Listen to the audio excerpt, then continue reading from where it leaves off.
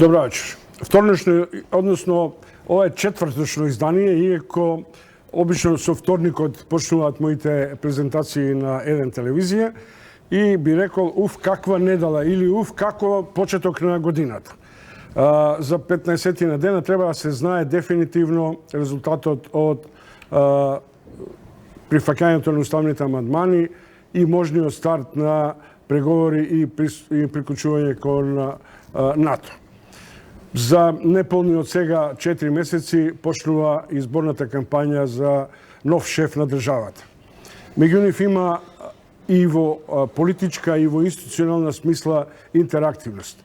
Ми се чини дека за идниот шеф на државата ќе бидат клучни премислите на каков начин ќе реагира околу договорот за Преспа, ратификацијата на договорот во грчкиот парламент, како ќе се развиваат добрососедските односи и на крајот на краиштата од овој аспект на надворешната политика и на внатрешната. Изборот на новиот шеф на државата е практично прв барометар на расположението на реалниот конфликт, реалната конфликтност политичка, изборна и демократска меѓу власта и опозицијата во Македонија.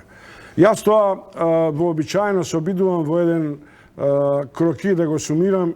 Почетокот на годината ќе потврди дали Заев е комплетен победник или е возможно, да речем, и дури и во една негативна конотација, комплетен губитник. Мој вечерашни гости на оваа тема се моите колеги Зоран Иванов, со кого преку 20 години работев во Радио Скопје, инаку е еден од најдобрите аналитичари во овој момент, и исто така еден од врвните аналитичари во албанскиот медиумски простор, Емин Аземи, во овој момент главен уредник на Коха. Им благодарам што дојдовте и благодарам.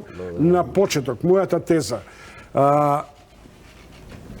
Договорот со Преспа и амандманите, и председателската кампања, и идниот шеф на државата, дали е возможно да биде, како обично велиме, со штит или на него за Зоран Заев?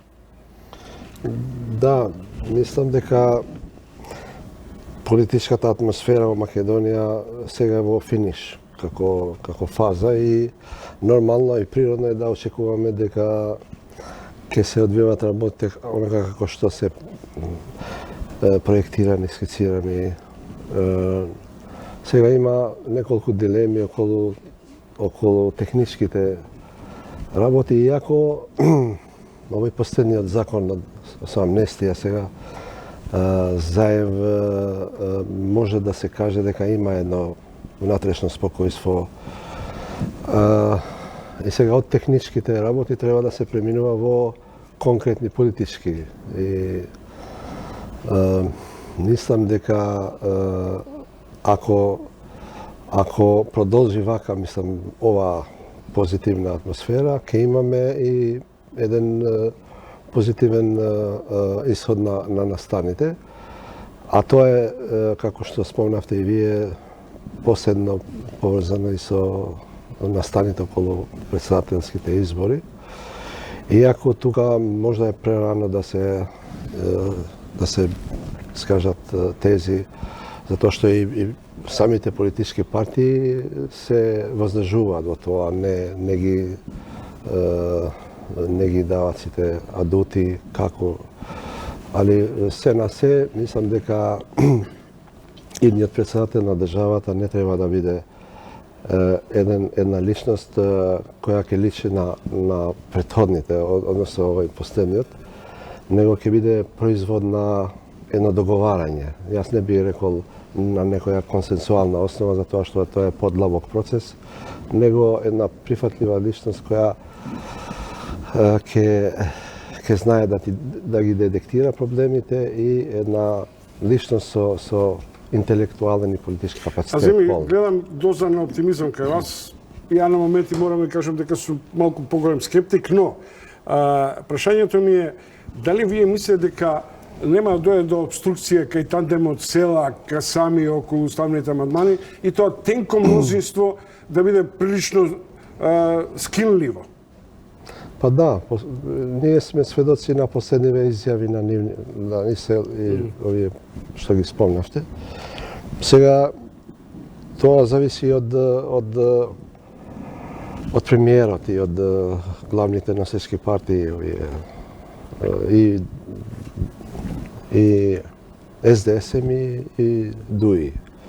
Значи, тие немаат некоја, не знам, максималистички барања, да кажеме, него и во некоја рака тие имаат право да се чувствуваат вака како што се, затоа што се иритирани, особено со последниот закон за амнистија, и сега тие мислат дека има простор за некоја дополнително договарање со премиерот. И тука мислам дека до премиерот... Има резерви околу уставните амандмани и тоа Да.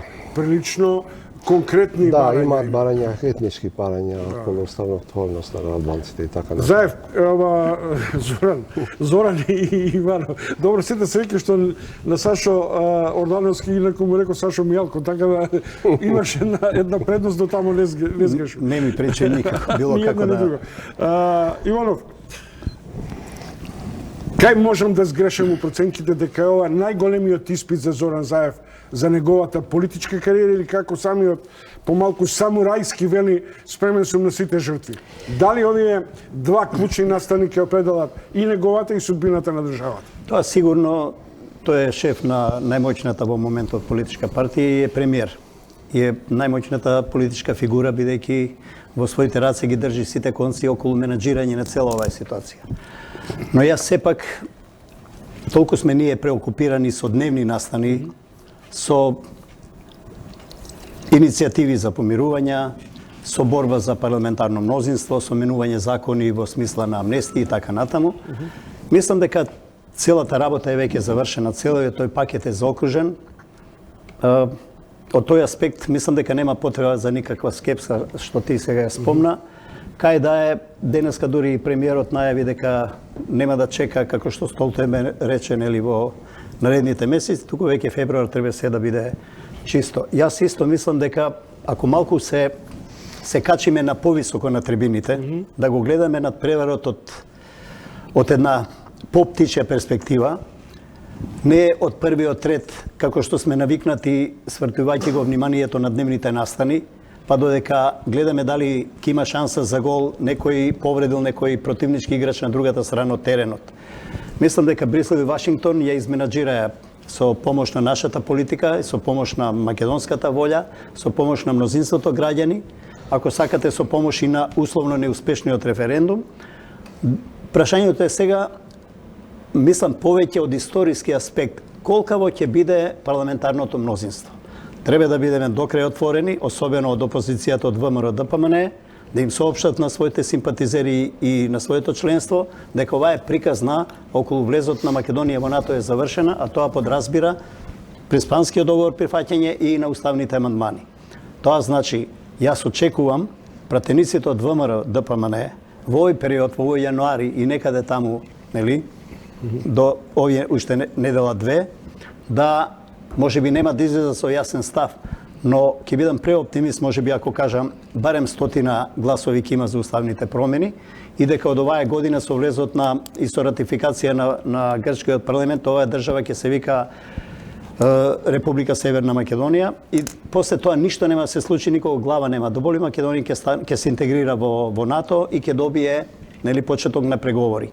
Ништо натаму лошо нема да се случи и мислам дека не овие 8 пратеници пребегани, како што ти ги нарекуваат, дел од нив ќе прифатат, можеби ќе ги вратат у партијата. Јас тврдам дека тие, можеби политички нема да фигурираат во ова раководство на ВМРО, но факт е дека и председателот на таа партија ниту еднаш последниве неколку недели од пред Нова година наваму не го критикуваше толку силно и остро Преспанскиот договор, не употребуваше некои атрибути дека тоа е предаство и така натаму.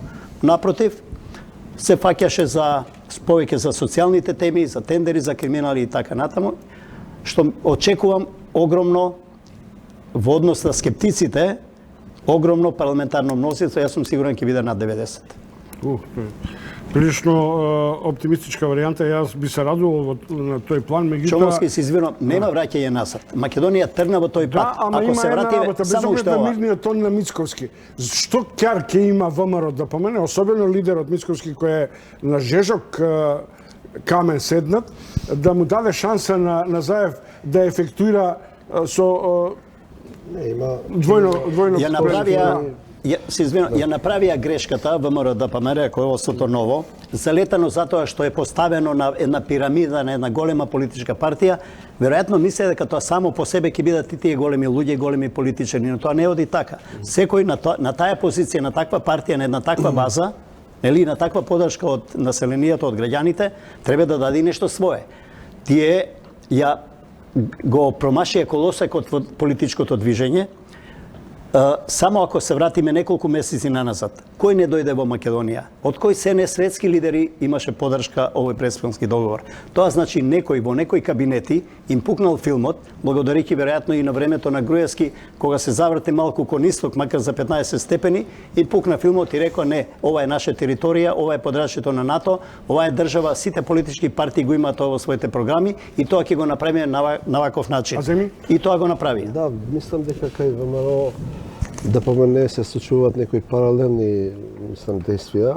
Тие, ако ги земе предвиди некои изјави на Мисковски, дека тие сакат некој разграничување со бившиот лидер, со груевизма, со тоа, и тие, и за нив овој договор сега е некаков тест за демократизација, за тоа. И он се убеди, значи, со таа сврсто, значи, држање на партијата во централизирање не води никаде, затоа што и така патениците ќе бегаат. Него, мислам дека овој договор сега, што очекуваме, оптимистички гледаме, значи, ќе биде и некој тест за таа партија. Ама тој е сега другиот паралелно, што реков, тие нема да мислам, ќе продолжат со тој неговиот опозицијски дискурс, со критики кон Заев, со негови политики, социјални реформи, што имат него, мислам, право во тоа. Него мислам дека за ниве ова е добра прилика да се некако да се дистанцират од досегашниот курс на таа партија водена од Груевски. Добро, ама јас се уште инсистирам. Како би бил капиталот на ВМРО во овие први 6 месеци во кои директно атакува на Заев со темнини, црнила и така натаму, и сега одеднаш да му дадат бланко поддршка во парламентот, нели? А да влезат у председателска кандидатура во која Заев ќе перфектуира главен стратешки добиток, а тоа се НАТО. Критиките се на две линии. ВМРО ДПМН се обидува да го сврати вниманието од Преспанскиот договор, да се врати на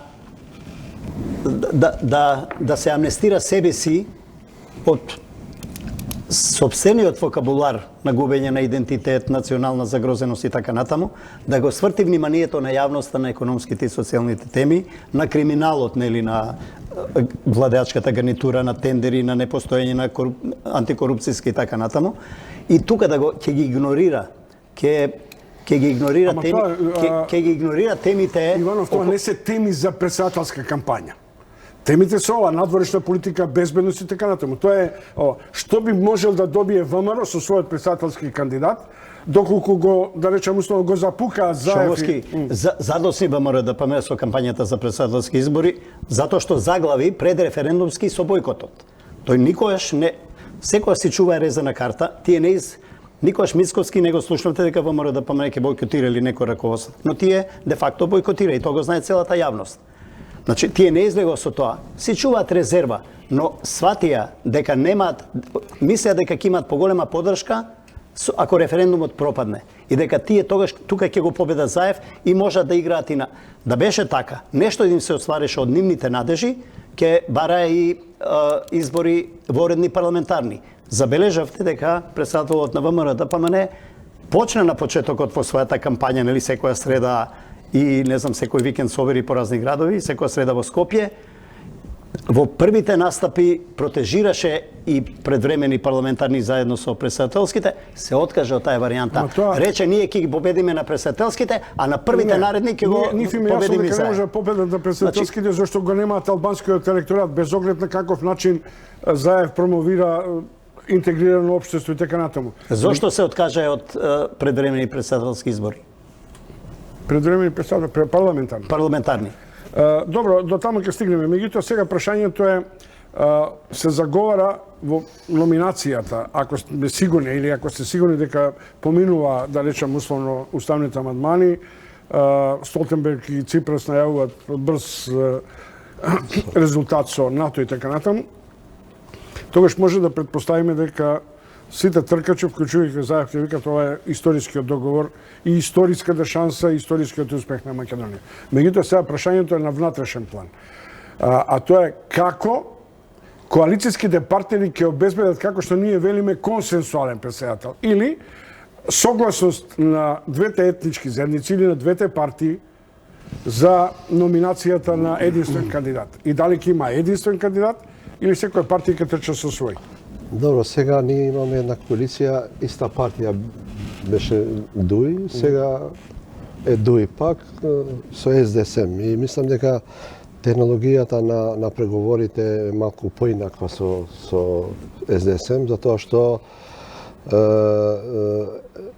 ние видовме, значи имаме искуство со актуелниот председател се уште, дека ВМРО да помене сакаше по секоја цена да има партиски човек, значи некој приврзаник на нивната идеологија и така. Сега уште немаме ние во виделина некоја таква амбиција од страна на СДСМ и мислам дека ќе се најде некој решение која не е консенсуален, него ќе биде прифатлив за сите. Јас мислам дека најприфатливо решение е кандидат, човек, персона кој не е многу поврзан со некоја политичка партија или идеологија, него човек од широкото општество. Мало сме, мала држава сме. Мала, али имаме лошо искуство чововски. Знам. 5 мина не можеме да најдеме кои се врзани за двете партии. Ако ние продолжиме со партиски војници да поставуваме председатели, тогаш ние пак ќе имаме такви блокади, последици за волја на вистината, ние се уште ги трпиме овие последиците на тие блокади. Значи, например, законот за јазиците и така натаму. Значи, мора овие партнери, коалицијски партнери да најдат некоја друга методологија, не аполитичка, не мислам, него и од провиненцијата на СДСМ и на ДУИ има такви личности кои мислам да ги представуваат интересите на сите граѓани на Република Македонија. Во овој момент интелектуалците повторно молче, што е многу индикативно. А од таму ли ќе регрутираме, условно да кажам, надпартиска да речем.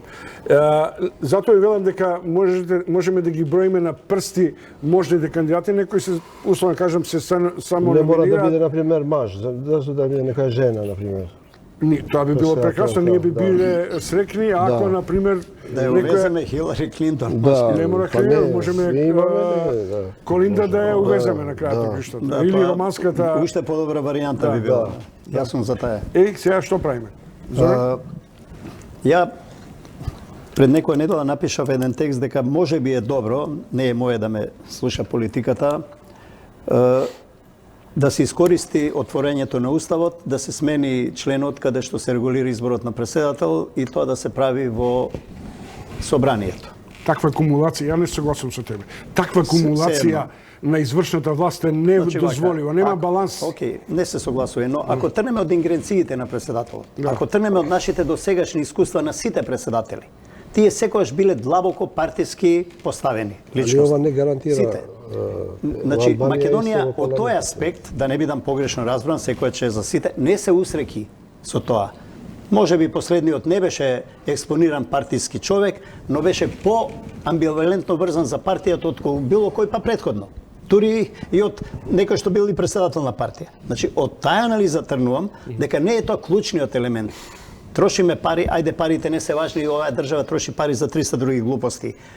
Нервираме луѓе, создаваме анимозитети, го делиме општеството на сите избори, морали на председателски. Една Германија, една Австрија, една Албанија, не знам, уште многу други држави со вакво парламентарно уредување ние имавме, Киро Глегоров беше избран на таков начин, па го доби вториот мандат. И од тогаш натаму видовме дека тоа не го прави подемократско нашето општество. Јас од тоа тргнувам. Ништо не добиваме во корист.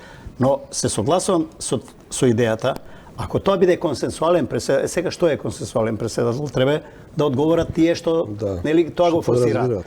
За мене, консенсуален преседател, ако се избира во парламентот, а уште не е доцнал, уставот е уште отворен, нели, да се изфорсира во оваа фаза да се смени тој член, консенсуален преседател е кога ќе добие барем 100 гласови, нели? Може од некој мали нечи, не сакаат некоја личност. Но сите политички партии, власта и опозицијата ќе се договорат за некоја личност која ќе биде подпартиска, надпартиска, како сакате, или дури и партиска која е доволно авторитетна да може да врши функциите. Председател на државата кај нас нема големи ингеренции. Штом не е буџетот кај него, кај кого е буџетот, тој е моќникот. До сега така било. Но ако се оди на избор, нели, меѓу граѓаните, мислам дека е созреано општеството и добро Зоран Заев одлично ја изменаџира од почетокот таа работа, дали сам, дали со помош на убави советници, нели, паметни и посветени од надвор, меѓу македонците и албанците одлично изменаџира работата. Не само што СДСМ доби избори од албанскиот електорат, туку Заев и во анкетите покажува дека многу граѓани наши албанци за него даваат поддршка во тестирањето на рейтингот. Тој утре да излезе на избори или нови избори ќе победи без конкуренција, нели, тука неспорно е. Јас имам еден текст прашање дали тој сега треба сите да не напушти, да не изневери во наводници и да отиде за председателски кандидат. Но ако Али Ахмети и Зоран Заев се договорат како најмоćни политички партии, но таму да не забораваме уште 2-3 албански партии кои исто така ќе бидат прашани, и ако и тие се договорат, сега останува само ВМРО ДПМН да даде некаква начална согласност. И тоа не би било така лошо. Прилично механички приоѓаме кон сложени процеси во кои балансот на силите мора да се само да поентирам, затоа што никој не е сигурен. Верувам и во ВМРО ДПМН, сите анализи нивни покажуваат, некој од Сетрајановски, според некои внатрешни анкети имал, ВМРО ДПМН ќе ги изгуби овие избори, нема многу време за да може да гради нов залег. Ама анкетите покажуваат дека во македонскиот блок Мицкоски има предност пред Зоран Заев.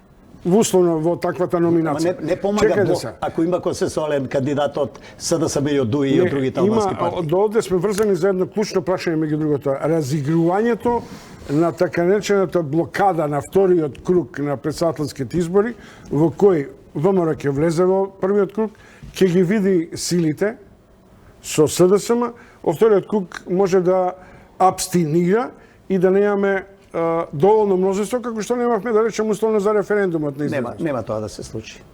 Не сум сигурен. Нема тоа да се случи. За референдумот треба 50%, за избор на председател треба 40%. Албанскиот политички блок и Социјалдемократскиот сојуз може толку да со коалицијата може да извадат пола од. Зашто не извадија на референдумот, што е клучно прашање? Прво, околу референдумот, само да не може да извадат затоа што има тотално за 180 погрешна кампања. Македонскиот граѓанин беше душевно повреден. Болно повреден со позициите што ги има во договорот. Требаше време, ние сите тоа да го преболиме. Дали античката историја е наша, не е наша. Многу беше силно лобито од Канада, од Австралија. Само уште ова да кажам. Значи, таа кампања, наместо да се насочеше кон да беше мелем на раната на македонецот, каде што албанците се нормално не ги допираше, таа одеше на европските вредности, на тоа колку во Европа да се влезе и така натаму. Сега таквата кампања сега ќе биде клучна за председателски договор. Оваа кампања, за председателскиот договор го повреди македонецот емотивно. Помина таа фаза. Сакам да кажам дека се спомнува албанскиот електорат.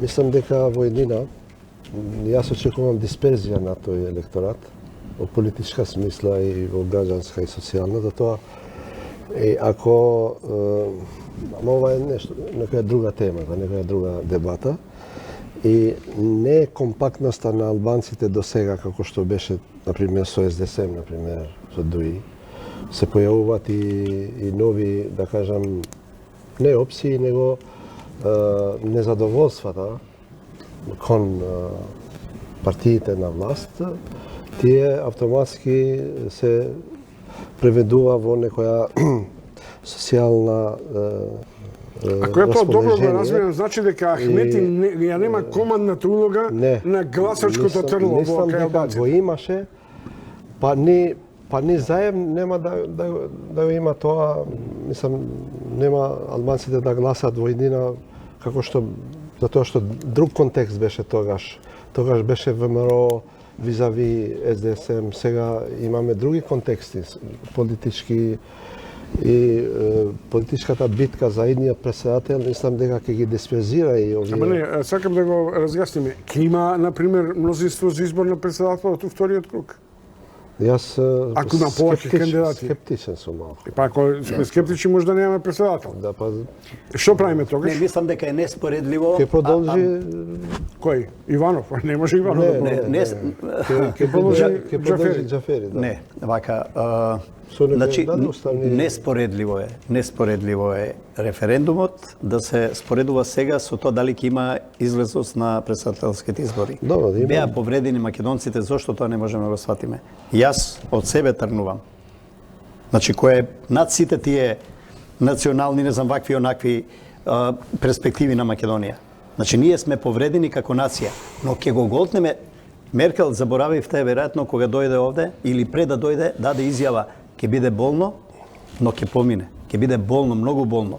Беше болно и уште е болно, но мора да помине, нема друг пат. Ова со председателски избори е малку арена со петли. Нек се клюкаат, ќе видиме. Што правиме ако нема излезност во вториот круг? Мислам дека таа би била... Па се распишува наново, се уставот после подседува. Уставот после 6 Па тоа месеци. се знае, Чомовски, ако немаме, тогаш ќе продолжи мислам функцијата на председател да председател на Не, вака да собрание. бидам груп македонските граѓани, македонците етнички нема да дозволат, може да сум сега груп, да председателот на собранието продолжи да биде и председател на држава. Ќе излезе. Ми тогаш пак имаме етничка границија. Да, ако тога нема нека дозволиш. гласа тогаш. Тогаш да не Зборувам правиме за обид мотивот. воопшто Затоа тврдам дека консенсуални ќе има над 40% ќе има излезност и во вториот круг. Дефинитивно. И тоа е најважната, јас не случајно ги поврзувам двете алки. Од тоа зависи не само перспективата, внатрешната стабилност на државата. Сигурно. Ако до сега НАТО беше бастион на безбедносните аспекти, така ова е сега клучниот аспект на внатрешната стабилност. Да, но јас немам дилеми околу дека ќе бидат успешни председателските избори. Немам никакви. Ниедна моја вака размислување, моја анализа покажува дека ќе има над 50% излезот, 40 треба. Ќе зависи од многу фактори. Ќе зависи од самиот кандидат. Ќе зависи од форматот, од каква е понудата за и така, мислам. И ако тргнуваме од претходните избори председателски, албанците например не беа во вториот мандат, али во првиот беа некои договарања и така натаму. И од тој аспект и помина, сепак помина Иванов. Се заболја не не само има- Иванов. Да, Во сите кругови до сега, Да. кај сите председатели, имаше такви, да. сите беа, освен можеби малку понежно беше кај Глигоров, кај сите имаше договарање. да. И сите, и на Борис Трајковски, и на Иванов заврше, и на Црвенковски да. зависеа од Да. компактноста на албанското гласачко тело, меѓутоа, Тито Петковски водеше Трајковски кога стана председател со 100 и нешто илјади гласови. Во вториот круг изгуби благодарејќи на излезноста на албанскиот електорат да даде поддршка на кандидатот. но сега не е проблемот на губење. Сега е важно владечкиот тандем да биде победник, не е да мисли дека ќе... Не случајно излегал со тезата на консенсуален кандидат. Тоа, бидејќи во овие услови, кога не се избира во парламентот, консенсуален кандидат е заеднички кандидат, договорен кандидат меѓу двата клучни политички субјекти во собранието. Ние зборуваме за консенсуален демократ во рамките на СДСМ и ДУИ. Ние не разговараме за консенсуален граѓански председател, например, во кој и ВМРО би дал некаква согласност. Јас реков, тоа е можно ако се избира председател во парламент, но во вакви околности, нели, на општи избори, тогаш консенсуалноста ја ја подразбирам сега во овој политички контекст на договор меѓу клучните политички партии и мнозинството во парламент. Каква е вашата прогноза во завршницата на стартот од оваа година во однос на политичката стабилизација, на забрзувањето на темпото на интеграција? Можно ли е повторно да се соочиме со тоа мини криза, пак криза, па да ги запоставиме економските... Па се најавува такви мини кризи. Јас реков дека тоа ќе зависи пред се од председателот на владата, односно премиерот, и од тоа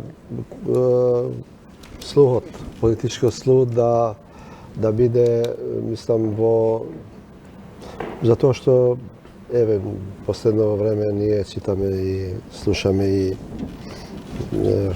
тоа што го рековме, значи незадоволство од одредени политички партии на албанците и така натаму. И ако можеме да кажеме дека имавме порано поголеми кризи, подлабоки, логично е да очекуваме дека и овие мини кризи ќе ги предбродиме. Ја мислам сите политички кризи до председателски избори се минато, до председателски, како натаму ќе биде ќе видиме, но факт е дека граѓаните се погласно искажуваат незадоволство од работата на владата во економскиот и социјалниот сектор. Што не кореспондира со тоа почетен оптимизам на оден начин. И дури имам, морам ти кажам еден текст, прочитам само еден момент.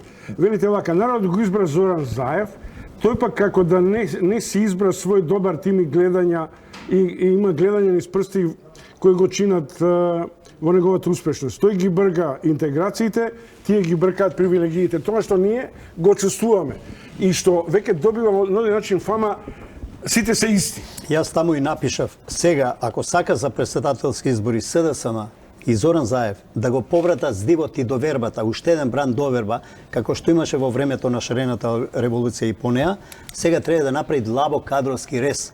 Едно кадровско цунами не само на првиот круг министри, на вториот, на третиот, на јавни предпријатија, агенции, фондови и така натаму. Луѓето се заборавија уживајќи во тие мали буџетчиња нивни, а резултати не испорачуваат. На ниеден шалтер, на ниедна институција нема валидни резултати. И тоа луѓето... Баш би сакал, например, Заев да разреши некој директор кој имал албанска етничка услова, кажам, или дури да се согласи со... Нека консенсуално се договорат со албанскиот факт, но проблемот е што Зоран Заев изјави еднаш или два пати, се надам дека нема да стои на тоа, бидејќи ако сменам еден или друг, ќе нема со кого да работи. Има доволно кадри оваа држава, не мора да се тие партиски кадри. Поштовани гледачи, тоа беа Зоран Иванов и Емин Аземи, мои колеги.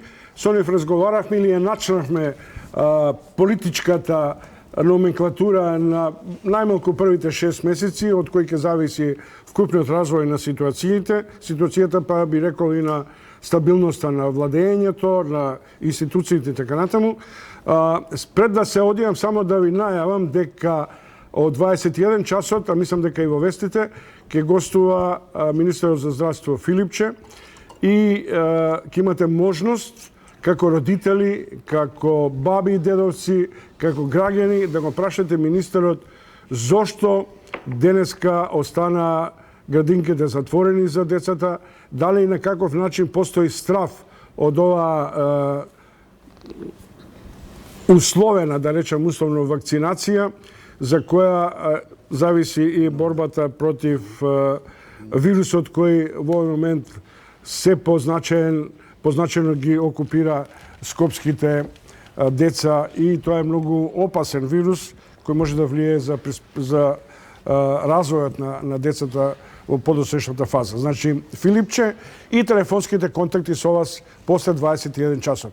Во овој момент тандемот Димовска и Александар се подготвени за вестите и ќе видите што све во 20 часот ќе имате можност да гледате.